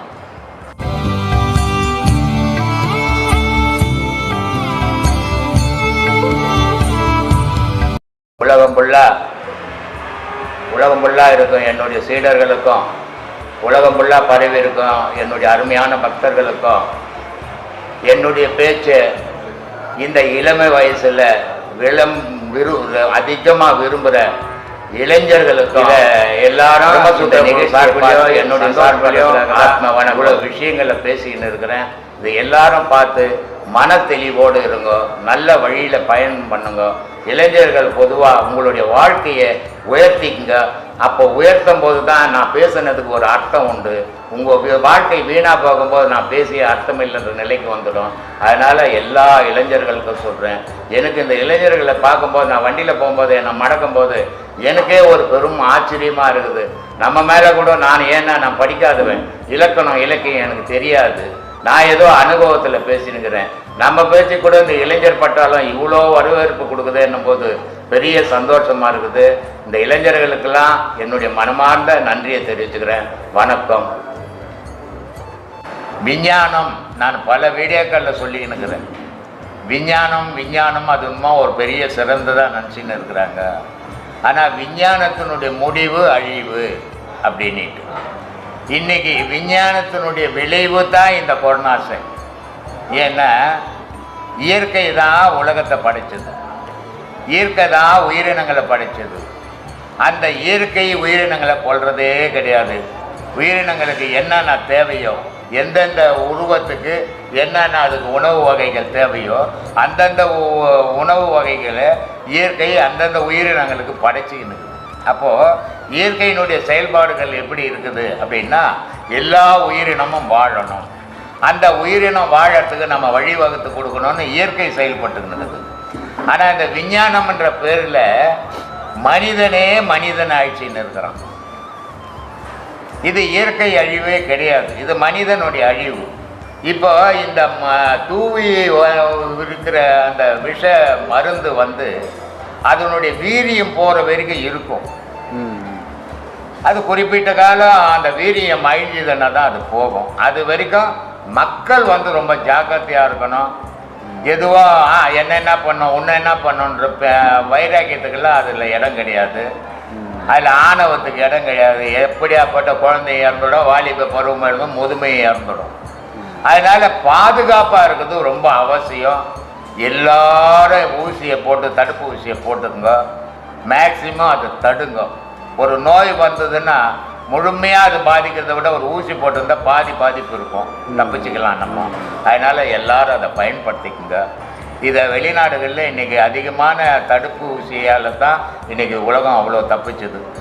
உலகத்திலே அதிகமாக பாதித்தது அமெரிக்கா, இங்கிலாந்து, இந்த மாதிரி பெரிய பெரிய நாடெல்லாம் பாதிச்சது. அதுலேருந்து மீண்டு வந்திருக்குதுன்னா அந்த தடுப்பு ஊசி தான். அந்த தடுப்பு ஊசியை நம்ம மக்கள் எல்லாரும் பயப்படாமல் போடுங்க. போடலைனாலும் சாக தான் போகிறோம். அப்படி போட்டு செத்தாராம் செய்யும்போது போயிச்சா நல்லது தானே. அதனால் தைரியமாக போடுங்க, பயந்து போடாதீங்க, தைரியமாக போட்டுங்க. அது உங்கள் தைரியம் தான் ஒரு மனுஷனுக்கு பாதுகாப்பு முக்கியம். மற்றதெல்லாம் கூட அப்புறம் தான். மன தைரியம் தான் ஒரு மனுஷனை பாதுகாக்கும் முதல்ல, அதுக்கப்புறம் தான் மற்ற மருந்துகள் எல்லாம் கூட. அதனால் எந்த செயல் செய்தாலும் தைரியமாக செய்யுங்க, அது உங்களுக்கு பாதுகாப்பாக இருக்கும். எல்லாரும் இது மாதிரி சூழ்நிலை ஒரு 4 மாதம் கிட்டத்தட்ட 1.5 வருஷமாக ஆசிரமம் சரியாக நடக்கலை. ஆமாம் இல்லையா? ஆசிரம வளர்ச்சிக்கு வழியே இல்லாமல் போயிடுச்சு. இப்போ சிங்கப்பூரும் மலேசியாவும் பணம் ரோடெல்லாம் கொட்டி இருக்கிற நாடு, அவ்வளோ செழுமையான நாடு. அங்கேயே வறுமை தாண்டவ மாட்டோம். ஆமாம். அப்படி இப்போ உலக நாடே ஒரு முழுமையாக அடிபட்டு போச்சு. ஒரு இயற்கையான ஒரு நோய் ஒவ்வொரு நாட்டிலையும் ஒவ்வொரு காலகட்டத்திலையும் வந்திருக்குது. அது அந்தந்த நாடோட போவோம். உலகம் ஃபுல்லாக ஒரே நோய் வராது. இது மனிதன் பண்ண செயல். அந்த செயலால் மனிதன்லாம் பாதிக்கிறான். எந்த மிருகமாவது பாதிச்சுதா பற்றியா? அப்போது மனிதனுக்கு யார் அது? இப்போ இந்த வரதட்சணை கொடுமை, பெண் கொடுமை அப்படின்லாம் பேசுகிறாங்க தெரியுமா? ஆமாம். இந்த பேசுறதுல நல்லா அவங்க ஆழமாக டீப்பாக போய் சிந்திச்சு பார்த்தாங்கன்னா பெண்ணுக்கு பெண்ணு தான் எதிரி, எந்த ஆணும் எதிரி கிடையாது. ஆமாம். மருமவன்ற ஒரு பெண்ணுக்கு மாமியார்ன்ற ஒரு பெண்ணு தான் எதிரியாக. ஆமாம் இல்லையா? அப்போது பெண்ணுக்கு தான் பெண் எதிரி, மனுஷனுக்கு தான் மனுஷன் எதிரி. மனுஷன் தான் மனுஷன் அழிச்சின்னுக்கிறான். ஆனால் அழிச்சவனும் வாழ போகிறதில்ல, அழிஞ்சவனும் வாழ போகிறதில்ல. இதை உணர்ந்து மக்கள் நல்லா இருக்கணுன்ற எண்ணம் வரணுமே தவிர ஒரு நாடை பிடிக்கணும், ஒரு நாட்டை பயமுறுத்தணும், ஒரு மக்களை பயமுறுத்தணும்னு வாழ்ந்து நீ எவ்வளோ நாள் வாழ போகிற? நீயே அழிஞ்சே தீரணும். அதனால் வாய்ப்புகள் கிடைச்சிருக்குது. நன்மையை செய்து நல்ல புண்ணியத்தை தேடுங்க, தீமையை செய்து பாவத்தில் போய் விழாதீங்க. இதுதான் என் வேண்டுகோள் சாமி. சாமி. ஆத்மா வணக்கம் ஐயா. வணக்கம்மா. என் பேர் தனுஷா யுவராஜ். சரிம்மா. நான் மணிப்பக்கம் தான் வரேன். சரி. நான் 2 வருஷமாக 4 உபதேசம் வாங்கியிருக்கேன் ஐயா. பாடம் பயிற்சி பண்ணிகிட்ருக்கேன். என் கணவரும் இங்கேயும் ஒரு 6 வருஷமாக இங்கேயும் பயிற்சி பண்ணிகிட்ருக்காரு. எனக்கு சில கேள்விகள் இருக்கு ஐயா. இந்த முதல் கேள்வினாக்க எனக்கு ரொம்ப சின்ன வயசுலேருந்து ஒரு கேள்வி இருக்குது. அறியாத வயசுலேருந்து நிறைய ஆன்மீக சீரியல், மகாபாரதம், ராமாயணம்லாம் அப்போது நிறையா விரும்பி பார்ப்பேன்.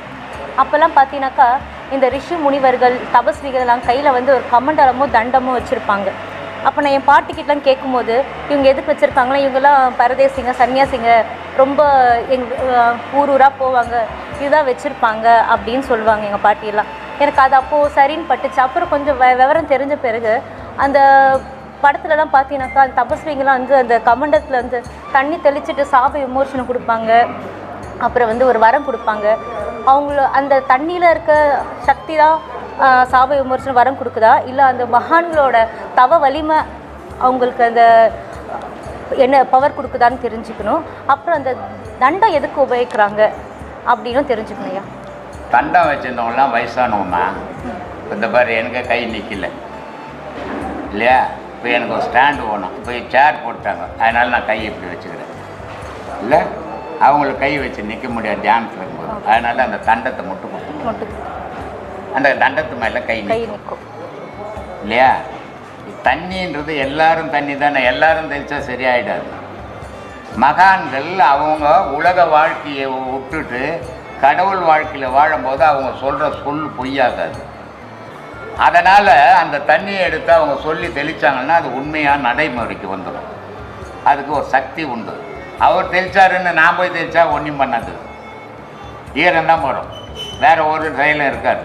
ஏன்னா மகான்ன்றது வேறு, மனுஷன்றது வேறு. அவங்களுக்கு தான் மட்டும்தான் அந்த சக்தி உண்டு, நமக்கு அந்த சக்தி கிடையாது. அது நிறைய பேர் என்ன பண்ணுறாங்கன்னா அவர் தெளித்தாருனால இப்போ நான் கூட தெளிக்கிறது பற்றி தெளிச்சுங்கிறாங்க.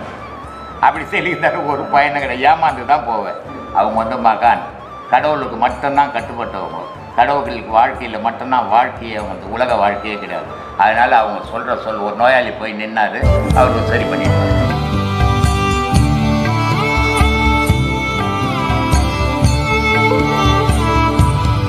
உலகம் ஃபுல்லாக இருக்கும் என்னுடைய சீடர்களுக்கும், உலகம் ஃபுல்லாக பரவி இருக்கும் என்னுடைய அருமையான பக்தர்களுக்கும் என்னுடைய பேச்சு இந்த இளமை வயசில் அதிகமாக விரும்புகிற இளைஞர்களுக்கும் எல்லாரும் என்னுடைய சார்பிலையும் ஆத்ம வணக்கம் விஷயங்களை பேசிக்கின்னு இருக்கிறேன். இது எல்லாரும் பார்த்து மன தெளிவோடு இருங்க, நல்ல வழியில் பயணம் பண்ணுங்க. இளைஞர்கள் பொதுவாக உங்களுடைய வாழ்க்கையை உயர்த்திக்குங்க. அப்போ உயர்த்தும் போது தான் நான் பேசுனதுக்கு ஒரு அர்த்தம் உண்டு. உங்கள் வாழ்க்கை வீணாக போகும்போது நான் பேசிய அர்த்தம் இல்லைன்ற நிலைக்கு வந்துடும். அதனால் எல்லா இளைஞர்களுக்கும் சொல்கிறேன், எனக்கு இந்த இளைஞர்களை பார்க்கும்போது, நான் வண்டியில் போகும்போது என்னை மடக்கும்போது எனக்கே ஒரு பெரும் ஆச்சரியமாக இருக்குது. நம்ம மேலே கூட நான் படிக்காதவன், இலக்கணம் இலக்கியம் எனக்கு தெரியாது, நான் ஏதோ அனுபவத்தில் பேசினுக்கிறேன். நம்ம பேச்சு கூட இந்த இளைஞர் பட்டாலும் இவ்வளோ வரவேற்பு கொடுக்குதுன்னும் போது பெரிய சந்தோஷமாக இருக்குது. இந்த இளைஞர்களுக்கெல்லாம் என்னுடைய மனமார்ந்த நன்றியை தெரிவிச்சுக்கிறேன். வணக்கம். இயேசுநாதருக்கு இன்றைக்கி உலகத்தில் ஏன் இவ்வளோ புகழ் அப்படின்னு பார்த்தீங்கன்னா, அவர் தான் நிறைய சித்தாடல் வேலை செய்தார். தண்ணி மேலே நடந்தார், கண்ணு இல்லாதவனு கண்ணு கொடுத்தாரு, இந்த மாதிரி ஊனமானவனை நடக்க வச்சார். இது அவர் மட்டும்தான் செய்தாருன்னா இல்லை, ஒவ்வொரு மகான்களும் செய்தார். அவர் கொஞ்சம் அதிகமாக செய்ததால் அந்த சக்தி கடைசியில் அவரையே பாதிச்சிச்சு. அவரை துன்புறுத்தும் போது அவரையே அவர் காப்பாற்றிக்க முடியாத நிலைமை வந்துடுச்சு. இது அந்த மகான்களுக்கு சக்தி கிடைக்கும். ஆனால் இன்றைக்கி என்ன பண்ணுறாங்க, நிறைய பேர் நான் கண்ணை வர வைக்கிறேன், காதை வர வைக்கிறேன்னு துட்டு பட்டி பிடிக்கின்னு போடுறாங்க. மகான்ன்றவன் வேற, மனுஷன்றவன் வேற. மனுஷன் ஏமாற்றத்துக்கே வந்தவன், மகான் உலகத்துக்காகவே வாழ்ந்தவங்க. அதனால் அவங்க தெளித்தா சரியாக போடும், நம்ம தெளித்தா சரியாக போடாது. அதனால் அதுக்காக அவங்க அந்த கமண்டலத்தை எப்போ வச்சுருவாங்க. ஏன்னா அது ஒரு மந்திர நீர். மனசை எந்திரமயமாக ஆக்கி அந்த சக்தியை அந்த தண்ணியில் வச்சுருந்தாங்க. அதனால் அந்த தண்ணி தேய்ச்ச போகும். நான் குளத்து தண்ணி எடுத்து தேய்ச்சிருந்தேன் சரியாக போகும். அதனால் அதுக்காக வச்சுருந்தாங்க. அப்புறம் இன்னொரு கேள்வி ஐயா, இப்போ நானும் உபதேசம் வாங்கியிருக்கோம், அவரும் உபதேசம் வாங்கியிருக்கோம். இப்போது நிறைய தம்பதின்னு பார்த்தீங்கன்னாக்கா கல்யாணம் பல வருஷங்கள் ஆகிக்கூட எல்லாம் வசதி இருந்தால் கூட என்ன தான் ட்ரீட்மெண்ட் எடுத்தாலும் அவங்களுக்கு வந்து குழந்தை பாக்கியமே இல்லாமல் போகுது. அப்படி அந்த குழந்தை பாக்கியமே இல்லாமல் போகிறது வரமா சாபமா? எனக்கு இந்த கேள்வி ஏன் தோணுச்சுனாக்கா, நாங்கள் 2 பேருமே இந்த பயணத்தில் போயிட்டுருக்கிறதால நான் வந்து இது வரமா கூட நினச்சிட்டு போயிடுவேன். ஏன் நினைக்கிறேன்னாக்கா, நமக்கு நாம் என்ன பாவம் புண்ணியம் பண்ணுறோமோ அதுதான் நாளைக்கு என் பிள்ளைங்களுக்கு கொடுத்துட்டு போகிறேன். அதனால் வந்து அது எனக்கு நான் வந்து சொத்தும் சேர்த்து கொடுக்க போகிறதில்ல, என்னோட பாவமும் நான் கொடுக்க போகிறது கிடையாது. அதனால எனக்கு வந்து இது நான் வரமாகவே நினச்சிட்டு போயிடுவேன். ஆனால் நிறைய தம்பதியருக்கு இது இல்லாமே போகுது. அது அவங்களுக்கு வரமா சாபமா? முதல்ல வரமன்னா என்ன, சாபமன்னா என்னான்னு முதல்ல தெரிஞ்சுக்கணும். இது இந்த கேள்வி நிறைய பேர் கேட்டிருக்காங்க, நானும் பார்த்துருக்கேன். ஆனால் எனக்கு வந்து அது சரியாக திருப்தியாக அடையலை. நான் இதில் போகிறதால எனக்கு இது வரமாகவே இருந்துட்டு போட்டுமே அப்படிதான் எனக்கு தோணுச்சு. முதல்ல வரமன்னா என்ன, சாபமன்னா என்னான்னு முதல்ல தெரிஞ்சுக்கணும்.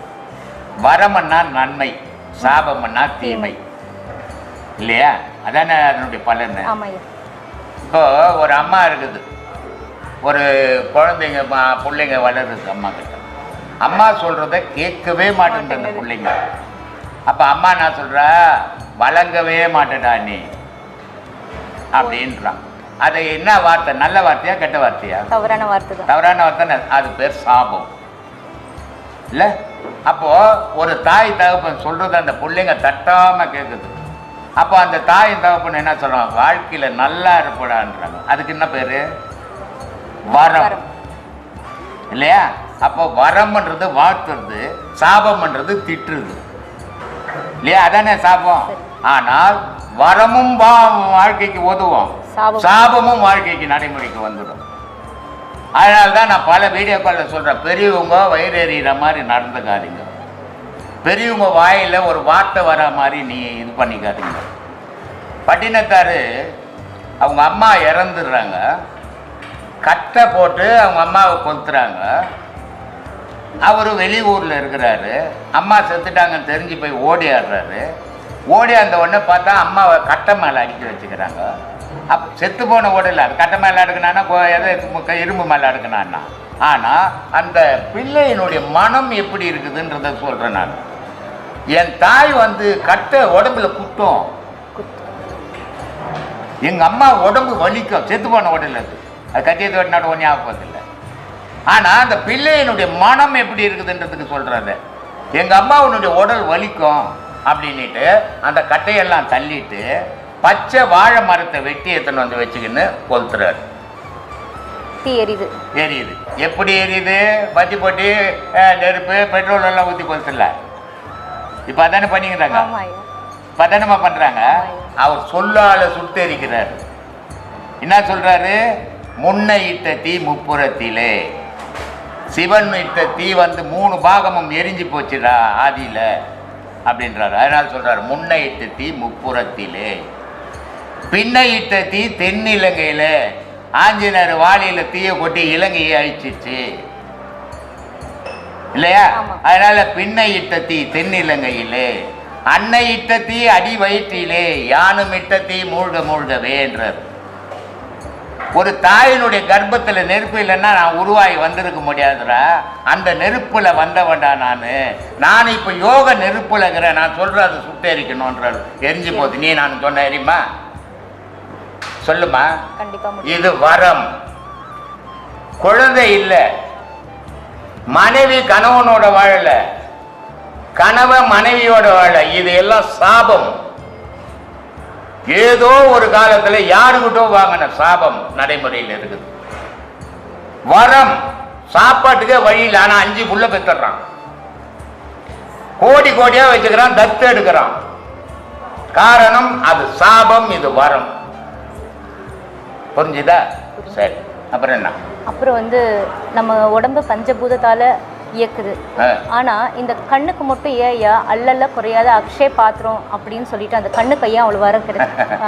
இப்போ கண்ணை மூடிக்கோ. இவ்வளவு பேர் உட்காந்து காது பார்த்து சொல்லு. காது பார்க்காது. 5 பஞ்சபூதத்துல அதுவும் ஒண்ணுதான். ஆமா. பார்க்குமா? பார்க்காது. கண்ணை மூடிக்கோ. மூக்கு பார்க்குமா? பார்க்காது. மூக்குக்கு தெரிகிற வாசனை கண்ணுக்கு தெரியுமா? தெரியாது. காதுக்கு கேட்கிற சத்தம் கண்ணுக்கு உணருமா? வாய்க்கு தெரிகிற ருசி கண் அறியுமா? 5 பஞ்சபூதங்கள், 5ம் 5 தோல்ல செய்து, ஒண்ணுக்கு ஒண்ணு சம்பந்தமே கிடையாது. அது தோல்ல அது செய்து, கண்ணு என்ன செய்யணுமோ அதை செய்து, மூக்கு என்ன செய்யணுமோ அது செய்து, காது என்ன செய்யணுமோ அது செய்து, வாய் என்ன செய்யணுமோ செய்து, உடல் என்ன உணரணுமோ உணரணும். அதனால மெய், வாய், கண், மூக்கு, செவி எண்ணம்